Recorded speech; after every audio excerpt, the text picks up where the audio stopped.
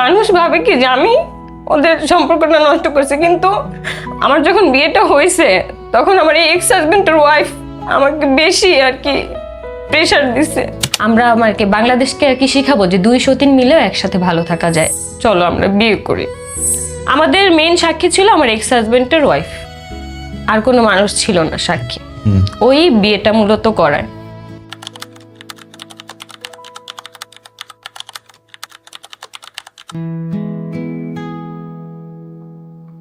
তখন কি সতীন প্রেগন্যান্ট? তখন সতীন প্রেগনেন্ট। আপনিও তখন প্রেগন্যান্ট? হ্যাঁ, ওর 3 মাস পরে হচ্ছে আমি প্রেগনেন্ট হয়েছি। আমি এবং তখন মনে হয়েছিল যে দুই বউ প্রেগন্যান্ট, এটা নিয়ে আমরা ভিডিও করতে পারি, এটা নিয়েও বলছে আমার সতীন যে আমরা যদি আর দুই বউ একসাথে প্রেগনেন্ট হই, আমাদের এখন তো ভিউ নাই, এখন তো রিচ নাই, এখন তো আমাদের ডলার আসতেছে না, বাট তখন মানুষ ভিডিওগুলো অনেক দেখবে। ডলার বেসিক্যালি ভাইয়া এটাই হয়েছে। আমরা যখন প্রেগনেন্ট হয়েছি তখনই আমাদের পেজগুলো অনেক বেশি ভিউ হয়েছে, আমাদের ফলোয়ার এত পরিমাণে বাড়ছে, তখন আর্নিংও তখন অনেক বেশি ছিল। সে টাকা ভাগ কত পাইছেন আপনি? আমাকে কোনো টাকা দেয়নি। আমি একটা অদ্ভুত জিনিস মনে পড়লো, যখন আপনার দুই বউই ডিভোর্সি, তখন আপনার হাজব্যান্ডের সঙ্গে আমার কথা হয়েছিল। উনি হচ্ছে সাভারে থাকতো, উনি বলতো আমার মনে পড়ছে না, আমি রিকল করতে পারছি। আমার কাছে জিনিসটা অনেক ঘৃণিত লাগছে, সরি ফর মাই ল্যাঙ্গুয়েজ, আমাকে ক্ষমা করবেন। আমার কাছে মনে হয়েছিল আমি ওনাকে ডাকি এবং জিজ্ঞেস করি যে বাজে সংস্কৃতিটা চালু হইতেছে, এটা খুব খারাপ হচ্ছে, খুবই খারাপ এটা। এবং খারাপ তো সে করেন, আপনি করছেন। সে অবশ্যই দায়ী, কিন্তু সেখানটা 100-র মধ্যে 90 ভাগ দায়ী আপনি। 90 ভাগ চোখে নিজে দেখছেন যে আমার সতীন আছে, একসাথে যাচ্ছেন, একসাথে প্রেগনেন্ট হইতেছেন, জাস্ট ভাইরাল হওয়ার জন্য আপনারা জিনিসগুলো করতেছেন। ভাই আমি তখন চাইছি যে যতটা সম্ভব, নির্লজ্জতা এটা, sorry but this is it. দুধের বাচ্চাকে অন্য রুমে রেখে দুই বউ দুই পাশে নিয়ে জামাই মাঝখানে ঘুমাবে। তো আমি যখন হচ্ছে আমার বাচ্চার সাথে আলাদা ঘুমাইছি, তো আমার সতীনের যে মেয়ে, সে হচ্ছে কাজের লোকের কাছে অন্য রুমে ছিল, আর আমার ওই হাজবেন্ড আর হাজবেন্ডের ওয়াইফ আলাদা রুমে ঘুমাইছে। তো ঘুম থেকে ওঠার পরে বলতেছি কি, নবাবজাদির মেয়েরে ডাকো, আমরা রুম আলাদা করবো, এইভাবে আলাদা ঘুমানোর কোনো প্রয়োজন নাই, রুম আলাদা করব। আর তখন হচ্ছে আমার প্রথম যে বিয়েটা হয়, আমার তখন আর কি ডিভোর্সের 4 মাস চলে। ওই অবস্থাতে আমার মানসিক হেলথ তো ভালো ছিল না। আসলে ভাই আমরা তো টিনেজ, আমরা কিন্তু বাবা মাদেরকে তখন আমার বয়স হচ্ছে 23 বছর, 22 বছর এরকম আর কি হবে। তো তখন কিন্তু আমাদের যে থিঙ্কিংটা, এটা কিন্তু আমাদের বাবা মাদের সাথে যাবে না, কিন্তু তারা কিন্তু মুরব্বী। তো ওই সময়টাতে দেখা গেছে কি যে বাসায় অনেক বেশি বোরিং লাগতো। তো আমি হচ্ছে এই জন্য আর কি জব নিয়েছি। আমার কাছে না ভাইয়া কোনো কাজই ছোট না।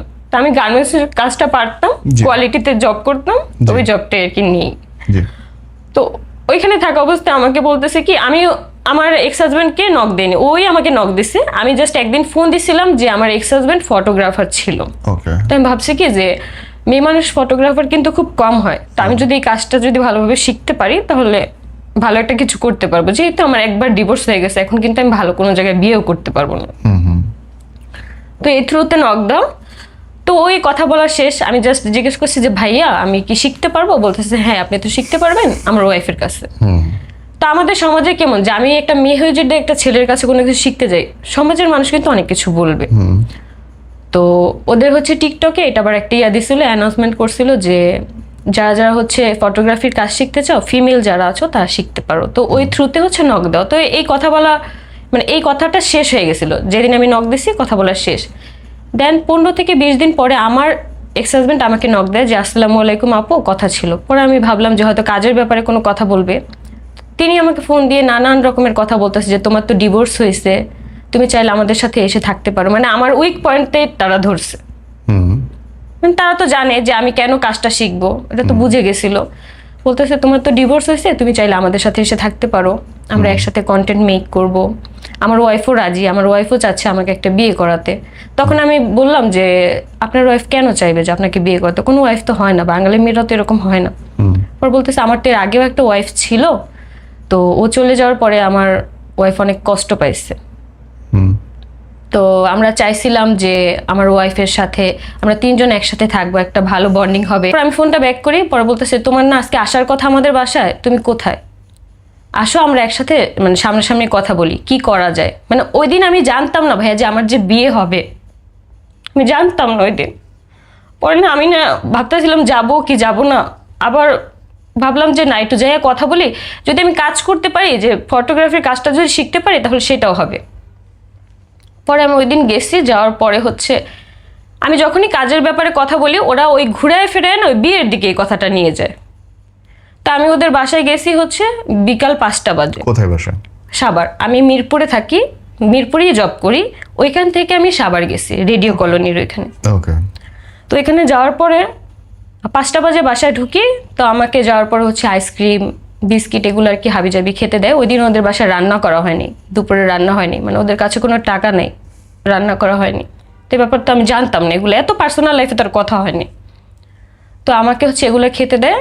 তা আমি হচ্ছে আবার অল্প কিছুটা খাই, কারণ আমি তো অনেক টেনশনে যে আমি এত দূর আসছি, আমার আবার বাসায় ব্যাক করতে হবে। আমি হচ্ছে 500 টাকা দামের একটা জামা পরাছিলাম, মানে 3 পিস পরাছিলাম। আমার যদি ভাই ওইরকম ইন্টেনশন থাকতো যে আমি ওই দিনই ওদের বাসায় চলে যাব, অ্যাটলিস্ট আমি তো আমার ফোনের চার্জারটা নিতাম। আমার প্রয়োজনীয় একটা মানুষের কিছু কিছু প্রয়োজনীয় জিনিস থাকে না, যেগুলো মানুষ সারাক্ষণ ক্যারি করে, কিচ্ছু নেই ভাইয়া। জাস্ট ওই একটা 3 পিস পরেছিলাম, আমার ফোনটা আমার কাছে ছিল, আর আমার এনআইডি কার্ড সবসময় আমার সাথে থাকে, যেহেতু আমি জব করি ওই ক্ষেত্রে লাগে। তো যাওয়ার পরে হচ্ছে ওরা ঘুরে ফিরে দেখতেছি কি কত ওইখানেই নিতেছে। তারপর রাত 8টা বাজে আমাকে বলে কি তুমি আমাদের সাথে থেকে যাও, তুমি যেও না। আমার দেখতেছি কি আমার এক্স হাজবেন্ডের থেকে আমার হচ্ছে এক্স হাজবেন্ডের বউ ও এফোর্ট দিচ্ছে বেশি আর কি, যে তুমি আমাদের সাথে থেকে যাও, আমাদের লাইফটা অনেক সুন্দর হবে। পরে না আমি বললাম যে এভাবে আমি থাকতে পারবো না আসলে, কারণ দেখা যায় কি এরকম হয় না, তুমি তো স্টিল এখন ওর ইয়াতে আসো। আমি চাচ্ছি না, আমি চাই যে আমি নিজের মতো করে কোনো কাজ করব। দ্যাটস ওয়াই কালকে আমাদের মধ্যে যাই কথা হয়েছে সেটা ওইখানেই সীমাবদ্ধ। মানুষের মধ্যে তো মানুষের কত ধরনের কথা হয়। তো তারপরে আমাকে ওরা যেতেই দিতেছে না, বলতেছে যে মানে লিটারালি আমাকে ধরতেছে আমার ওই এক্স হাজব্যান্ডের সতীন, যে তুমি থাকো অনেক ভালো লাগবে, আমার হাত ধরে বসে আছে। তো দেখলাম কি যে রাতের 9টা বেজে গেছে। তা আমি যখন দরজা খুলতে গেছি, ওদের বাসার ওরা যে ফ্ল্যাটে থাকতো দরজা লক করা ভিতর থেকে। আমি বলি কি যে দরজা কেন লক করা? কয় তোমাকে যেতে দিব না। ওরা হাসতেছে ওরা দুজনেই, যে তোমাকে তো যেতে দিব না, তোমাকে রেখে দিব। তখন আমি চিন্তা করতেছি যে 9টা বেজে গেছে, এখন যদি আমি মিরপুর যাই, এখান থেকে মিরপুর যেতে আর না হলেও কম হলেও 1.5 ঘন্টা টাইম লাগবে। তো 9টা থেকে 10টা 11টা 12টা বেজে যাবে। তো তখন আর কি ভাবতেছি কি যে না, হয়তো যদি বিয়ে হয়ে যায় তাহলে তো এটা ট্যাগ যে না বিয়ে হয়ে গেছে, পালায় গেছে, ভাইগা গেছে, বিয়ে হয়ে গেছে।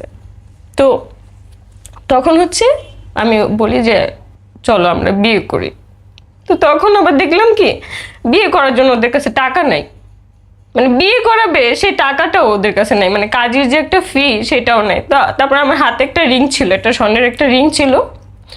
তো আমার ওই হাজবেন্ডের ওয়াইফ বলতেছে কি আসো এই রিংটা আমরা হচ্ছে বন্ধক দিয়ে আসি। মানে ওদের এইগুলো করতে করতে অভ্যস্ত ওরা, মানে এরকম করতে করতে।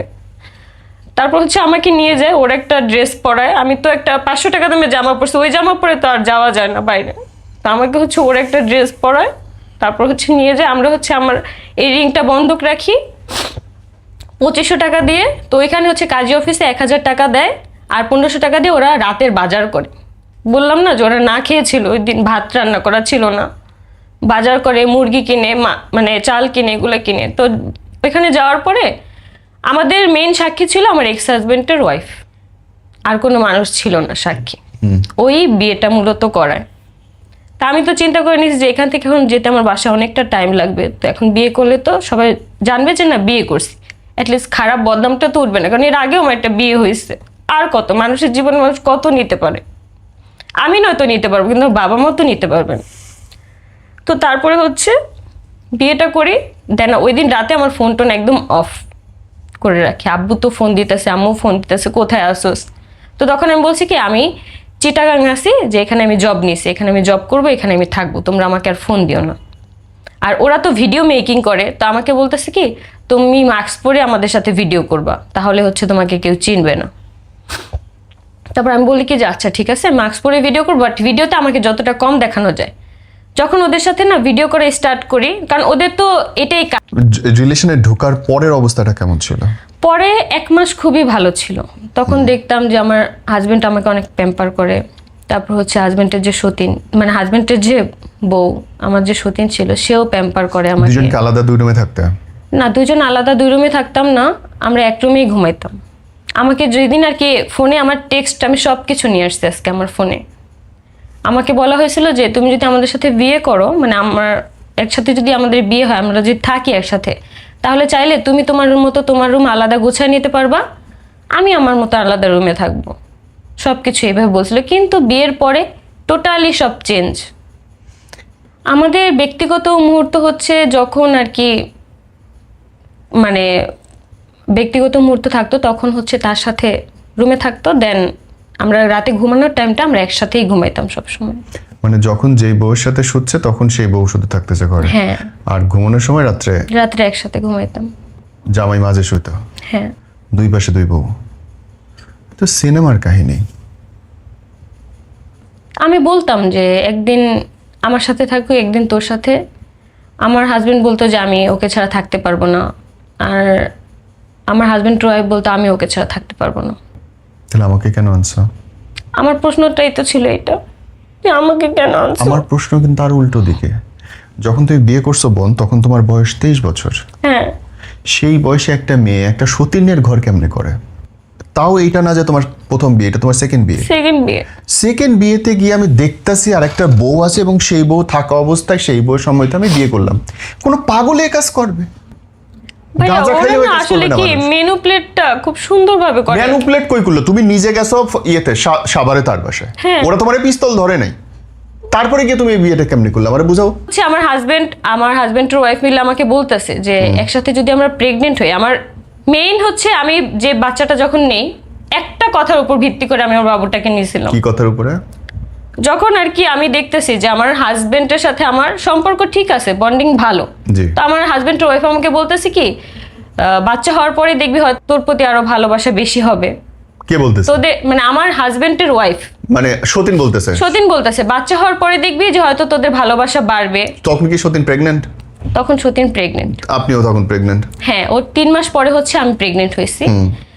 আমি এবং তখন মনে হয়েছিল যে দুই বউ প্রেগন্যান্ট, এটা নিয়ে আমরা ভিডিও করতে পারি, এটা ওটা। এটা নিয়েও বলছে আমার সতীন যে আমরা যদি আর দুই বউ একসাথে প্রেগনেন্ট হই, আমাদের এখন তো ভিউ নাই, এখন তো রিচ নাই, এখন তো আমাদের ডলার আসতেছে না, বাট তখন মানুষ ভিডিওগুলো অনেক দেখবে। ডলার বেসিক্যালি ভাইয়া এটাই হয়েছে। আমরা যখন প্রেগনেন্ট হয়েছি তখনই আমাদের পেজগুলো অনেক বেশি ভিউ হয়েছে, আমাদের ফলোয়ার এত পরিমাণে বাড়ছে, তখন আর্নিংও তখন অনেক বেশি ছিল। সে টাকা ভাগ কত পাইছেন আপনি? আমাকে কোনো টাকা দেয়নি। তাহলে টাকা গেল ভাই? টাকা ওরাই খরচ করতো ভাই। ওদের দুইজনের মধ্যে আছে না আলাদা ব্যক্তিগত কিছু বিষয় ছিল, যেমন মানে আমার কাছে এগুলো শেয়ার করতাম না, যে কত টাকা ফেসবুক থেকে ঢুকতেছে এগুলো আমি কখনোই জানতাম না, ওরা দুইজনই জানতো। কোন টাকাটা কোথায় খরচ করতেছে এগুলো আমি জানতাম না। তাহলে আপনি কিসের বউ এই বাসার? আমি এটাই তো বলতাম যে আমি কিসের বউ, আর এটা নিয়ে হচ্ছে 2 দিন পর পরই গ্যাঞ্জাম হইতো। আমার সাথে আমার হাজবেন্ড কথা বলতো না, আমি এক রুমে পড়ে থাকতাম, তারা এক রুমে থাকতো দুইজন। এরকম ঝামেলা করতে করতেই লাস্ট পর্যায়ে হচ্ছে আমি একদম ফুল ডিসিশন নিই যে আমি আমার বাচ্চা নিয়ে চলে যাব। আমি একটা অদ্ভুত জিনিস মনে পড়লো, যখন আপনার দুই বউই ডিভোর্সি, তখন আপনার হাজবেন্ডের সঙ্গে আমার কথা হয়েছিল। উনি হচ্ছে সাভারে থাকতো, উনি বলতো হ্যাঁ আমার মনে পড়ছে না, আমি রিকল করতে পারছি। হ্যাঁ। আমার কাছে জিনিসটা অনেক ঘৃণিত লাগছে, সরি ফর মাই ল্যাঙ্গুয়েজ, আমাকে ক্ষমা করবেন। আমার কাছে মনে হয়েছিল আমি ওনাকে ডাকি এবং জিজ্ঞেস করি যে বাজে সংস্কৃতিটা চালু হইতেছে, এটা খুব খারাপ হচ্ছে। খুবই খারাপ এটা। এবং খারাপ তো সে করেন, আপনি করছেন। সে অবশ্যই ভাইয়া, দায়ী, কিন্তু সেখানটা কিন্তু 100-র মধ্যে 90 ভাগ দায়ী আপনি। 90 আপনি ভাগ চোখে দায়ী, নিজে ঠিক দেখছেন আছে। যে আমার সতীন আছে, একসাথে যাচ্ছেন, একসাথে প্রেগনেন্ট হইতেছেন, জাস্ট ভাইরাল হওয়ার জন্য আপনারা জিনিসগুলো করতেছেন।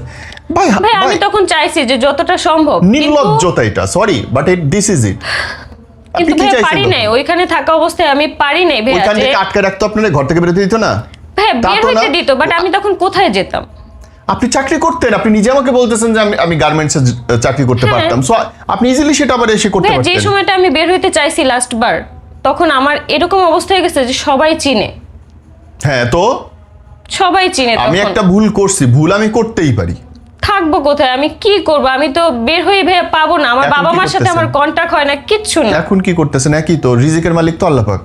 ভাই তখন না আমি আসলে আমার যখন প্রেগনেন্ট ছিলাম তখন আমার মাথায় একদমই কাজ করে না, আর তখন ওই সময়টা ভাবতাম যে এই প্রেগনেন্ট অবস্থা আমি বের হয়ে কোথায় যাব। আমি যখন 9 মাস, আমার যখন 8 মাস চলে, তখন আমার বাবা আমাকে কল দেয়।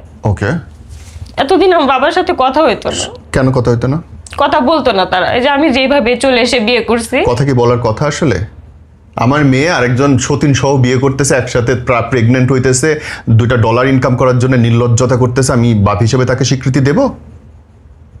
তাহলে আপনার বাপের তো দোষ নাই।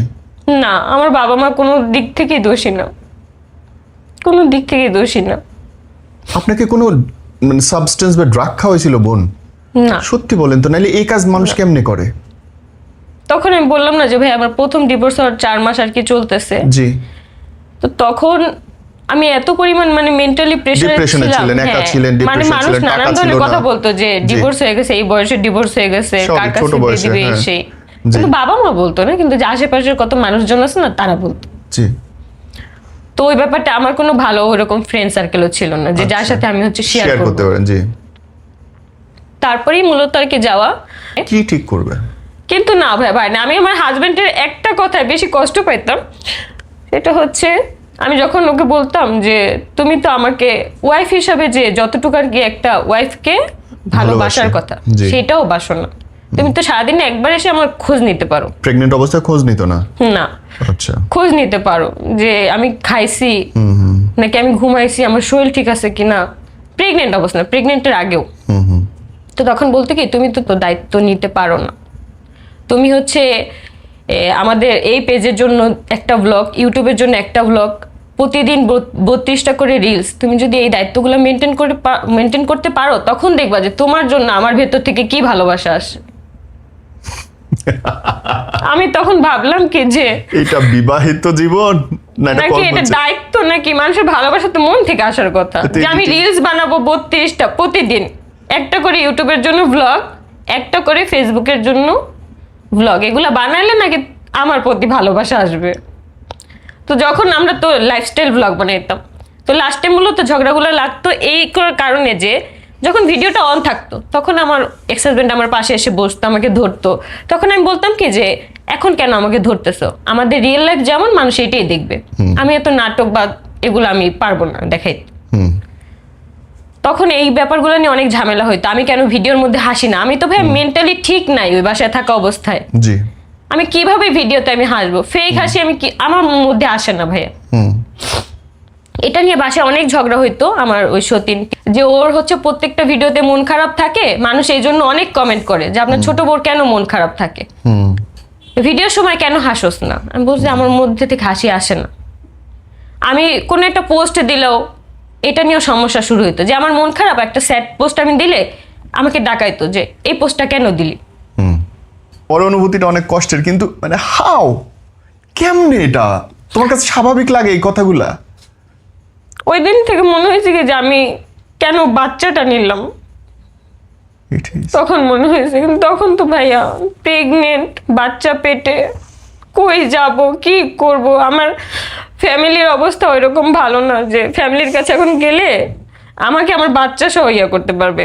আমি যখন এই বাসা থেকে আসি, যখন আমার ডিভোর্স হয়েছে, তখনও আমার চিন্তা ভাবনা ছিল না যে আমি এই যে অনলাইনে ভিডিও করব বা কিছু, এগুলা আমি এগুলো পারতাম না ভাইয়া। যে অনলাইনে ভিডিও করে আপলোড দিতে হয়, কিভাবে আপলোড দিলে সেটা হচ্ছে ভাইরাল হয় বা রিচ হয়, পেজ সম্পর্কে আমার কোনো ধারণা ছিল না। তো এই সব কিছুই আমার ডিভোর্সের পরে আমি হচ্ছে মানুষের কাছ থেকে, বিভিন্ন মানুষের কাছ থেকে, অনেক মানুষ আমাকে হেল্প করছে মাশাআল্লাহ।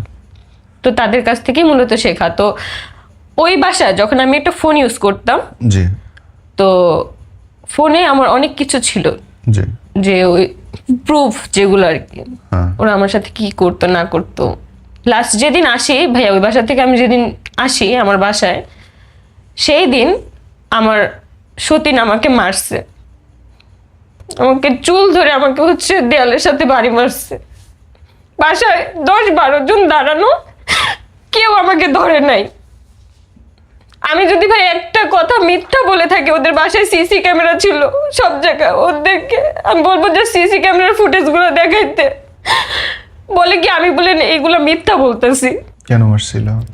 মারছে ওই যে ওই দিন সকালবেলা হচ্ছে ঘুম থেকে উঠে ওরা আলাদা ঘুমাইছে, আমি আমার বাচ্চার সাথে আলাদা ঘুমাইছি। ঘুম থেকে উঠে বলতেছে কি, মানে আমাকে ইঙ্গিত করে বলতেছে যে নবাবজাদির মেয়েকে বলো আসতে, আমরা রুম আলাদা করব। মানে কয়েকদিন ধরে আমি আমার বেবির সাথে আলাদা ঘুমাই, আর ওরা দুজন আলাদা ঘুমায়, ওদের বাচ্চা আরেক জায়গায় ঘুমায়। আমাদের বেবি হওয়ার পরে আমরা তিনজন একসাথেই মানে থাকা স্টার্ট করছি। বাচ্চারা হচ্ছে কাজের লোকেদের কাছে থাকে। ওয়েট, মানে হচ্ছে আপনাদের দুইটা বাচ্চা কাজের লোকেদের কাছে থাকে, আর আমার তো ভাইয়া প্রথম বেবি, আমি আর বাচ্চারা ছাড়া থাকতে পারি না। তো দেখা যায় কি আমার বাচ্চাটা যে রুমে থাকে ওই রুমে আমি থাকতাম। তো এই জন্য বলতো কি যে সারাদিনই হচ্ছে স্বামী রেখে অন্য রুমে যেয়ে পড়ে থাকে। তা আমি বলতাম কি আমার তো প্রথম বাচ্চা, আমি তো পারি না। দুধের বাচ্চাকে অন্য রুমে রেখে দুই বউ দুই পাশে নিয়ে জামাই মাঝখানে ঘুমাবে। তো আমি যখন হচ্ছে আমার বাচ্চার সাথে আলাদা ঘুমাইছি, তো আমার সতীনের যে মেয়ে সে হচ্ছে কাজের লোকের কাছে অন্য রুমে ছিল, আর আমার ওই হাজবেন্ড আর হাজবেন্ডের ওয়াইফ আলাদা রুমে ঘুমাইছে। তো ঘুম থেকে ওঠার পরে বলতেছে কি নবাবজাদির মেয়েরে ডাকো, আমরা রুম আলাদা করবো, এইভাবে আলাদা ঘুমানোর কোনো প্রয়োজন নাই, রুম আলাদা করব। তা আমি দেখতেছি কি ওর কথাবার্তার ধরন ভালো না, তো এই জন্য আমি আবার আমার হাজবেন্ডকে ডাক দিছি যে একটু এদিকে আসো, তোমার সাথে আমার কথা আছে। পরে ডাক দেওয়ার পরে আমি জিজ্ঞেস করতেছি যে কিভাবে কি, যে রুম আলাদা করবে, এতদিন তো আমি অনেক বলতাম কিন্তু আলাদা করে নাই কখনো, তাহলে কিভাবে কি, তুমি কি আমার সাথে একদিন থাকবা আর একদিন কি ওর সাথে থাকবে এইভাবে, নাকি হচ্ছে রুমই আলাদা করবে? আমার হাজবেন্ড আমাকে বলে কি যে আমাকে কেন জিজ্ঞেস করতেছে, আমি তো জানি না। আমি বলতেছি তুমি জানো না কেন, তোমরা তো রাতে একসাথেই ঘুমাইলা, তোমাদের মধ্যে ডিসকাস হয়েছে অবশ্যই। বলতেছে আমাকে এইসব প্রেশার দিবা না, আমি এইসব মেন্টালি প্রেশার নিতে পারি না। হ্যাঁ, মানে আমি কিছু আপনার কি বলার আছে? তবে আপনি লাস্টলি আপনার জীবন থেকে যদি মানুষ শেখে, কি শিখতে পারে বলুন, আমরা শেষ করব। জীবন থেকে শেখার একটাই যে সতীন দেখে আসলে কখনো কোথাও যাওয়া উচিত না। আর সতীন যে ব্যাপারটা মানুষ যত ভালোভাবে প্রেজেন্ট করুক যে আমার সতীন ভালো, আমার সতীন অনেক আসলে এটা হচ্ছে ফেক সম্পর্ক, একদমই ফেক। এবং বোন, তোমাদের এই অদ্ভুত সম্পর্ক বাংলাদেশে খুব বাজে রকম নেতিবাচক প্রভাব ফেলছে। ইভেন আমি আসার পরে যে মেয়েটাকে বিয়ে করলো আমার হাজবেন্ড, তার লাইফটাও ডিস্ট্রয় করে দিল। মানে তাকে এটার প্রলোভন দেখাইছে যে তোমার বাচ্চার দায়িত্ব আমি নিব। বাচ্চাটা হচ্ছে 5 বছর কি 6 বছর এরকম। বোন, বিশ্বাস করো যে আমি ততক্ষণ কথা বললাম, আমার প্রতিটা মোমেন্টে মনে হয়েছে আমি যদি তোমার আপন বড় ভাই হইতাম আমি তোমার মারতাম, প্রত্যেকটা লাইনে মারতাম। আমি যদি তোমার আপন বড় ভাই। আমার বাবা মা যে এখনো আমাকে আশ্রয় দিছে, এখনো যে আমার সাথে ভালো বিহেভিয়ার গুলো করে, ঠিক করো নাই। এখনো যে আমাকে এতটা প্রায়োরিটি দেয়, আসলে আমি এটার প্রাপ্য না। ঠিক করো নাই। একটা লেভেল থাকে মানুষের অপরাধের, ভুলের প্রায়শ্চিত্তে। তুমি কি করছো? ও মাই গড, ও মাই গড। আমি দোয়া করি বোন আল্লাহর কাছে যে আল্লাহ তোমাকে সুস্থতা দান করুক। তোমার সন্তানকে দেখতে হবে, সো তোমার আল্লাহ সব দিক ভাই থেকে এখন আমি সব দিক থেকে আলহামদুলিল্লাহ অনেকটাই ভালো আছি আমার বাচ্চাকে নিয়ে। আমার বাচ্চার কোনো ভরণ পোষণ বা আমার কাবিনের টাকা কেসও করো নাই করছিলাম, বাট এটা ওরা অনেক ঘুরায়। তো আমার কাছে এটা ঘুরায়, আবার এগুলা নিয়ে হচ্ছে অনেক লাইভ করে, অনেক ধরনের কথা বলে তারা দুইজন লাইভে এসে। তো আমার কাছে মনে হয়েছে কি যে আমি এই ব্যাপারটা যেহেতু নাই, তো এইটাও বাদ দিয়ে দিই, ছেড়ে দিই। তো আমি আমার বাচ্চার কোনো খরচ বা কোনো কিছুই নেই না, কিন্তু আমার দিক থেকে হচ্ছে আমার বাচ্চার সাথে যখন কথা বলবে কথা বলুক, আমার কোনো সমস্যা নেই। কিন্তু তারা কথাও বলে না, আমার হাজবেন্ড কথাও বলে না, ফোনও দেয় না, মানে সব দিক থেকে হচ্ছে খোঁচাবে। আপনি তো কন্টেন্ট একটা, আপনি তো মানুষ না তাদের জন্য, যে কারোর জন্য খোঁচাবে। এই যে আমি আপনাকে যে বললাম যে আমি আমার ফেসবুকে অ্যানাউন্স করছি যে আমার 8 তারিখে বিয়েতে, এটা নিয়ে তো তাদের কোনো কথা বলা উচিত না, সেখানেও আমাকে খোঁচাচ্ছে প্রতিনিয়ত। আপনার বর্তমান হাজবেন্ড তো জানেন, বা উড বি হাজবেন্ড যার সাথে বিয়ে হতে যাচ্ছেন, তিনি তো পুরোটাই জানেন। ভাইয়া বিয়ে করি আর না করি সেটা পরের সাবজেক্ট, বাট আমি একটা ভিডিও করলে বা আমার টপিক নিয়ে কেন কথা বলতে হবে তাদের? অন্য মানুষ কথা বললেও সেটা মানানো যায় যে তারা বলুক, বাট তারা তো আমার এক্স। এই জায়গাটা আমার উল্টা লাগে যে হইতেই পারে যে আপনি তাদেরকে নাই চিনলেন, তার একজন কন্টেন্ট ক্রিয়েটর হিসেবে নিজেদের রাইটস দেখাচ্ছে, বানানোর অধিকার আছে। ভাইয়া মানুষ কথা বলে বাট ট্রোল করে, কিন্তু কেউ কিছু বলে না যে গায়ের রং কালো। আপনার গায়ের রং নিয়ে কথা বলে? হ্যাঁ, গায়ের রং কালি, মানে প্রত্যেকটা জায়গায় হচ্ছে কালি কালি বলে আর কি বলে, যাতে মানুষ আর কি বুঝতে পারে, সেটা আমাকেই বলা হয়েছে।